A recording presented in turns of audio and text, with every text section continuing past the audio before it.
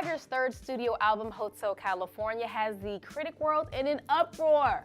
It's better to love than hate people, so stop hating. They're saying that it lacks originality, creativity, and overall swagability. Or does it? First off, this album borrows its name from the 1977 Eagles album and popular song Hotel California, which, according to the band members, was their interpretation of high life in LA. That's exactly what this album, Hotel California by Tyga, portrays. Clever genius? Maybe. Secondly, this is a Cash Money, Young Money record.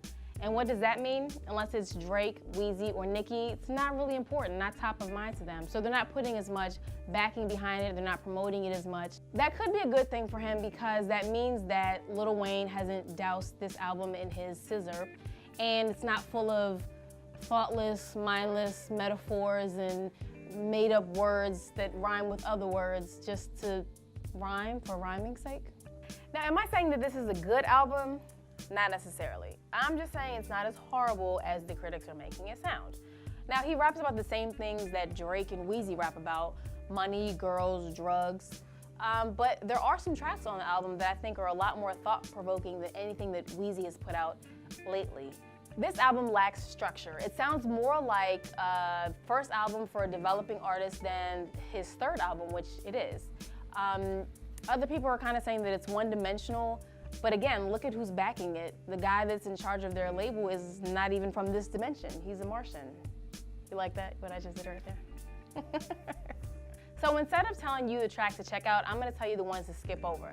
The first one is Molly. This is probably the least creative song on the album, only because he doesn't even try to disguise what he's talking about.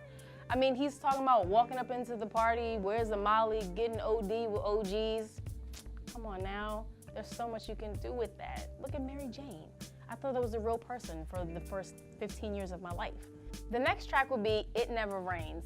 To me, this is just a bad remake of the Tony, Tony, Tony song. And honestly, Frank Ocean did a better job with his one reference to it in Thinking About You. I'm assuming this is his tribute to LA, something about a stripper from New York coming to LA and what it looks like through her eyes. Skip it. The last track to skip over is Dad's Letter. Oh, Tyga. My bad. Oh, T.Y., you wrote a letter to your dad. Unfortunately, your situation is that, we all, well, not all of us, but a lot of us grew up in single parent homes. And again, this one wasn't that creative in how you formulated the song and put it together. So I would skip over that one too. This album is full of sexual innuendos, misogyny, and social malice, but I would still say download it. Give them a listen. Let us know what you think. I think you might like it. Don't let the critics tell you what to listen to. Not even me, but still go listen to it. Thanks again for joining us here at the Unnamed Music Show. I'm Rachel D. Remember, people, choose your music. Don't let your music choose you.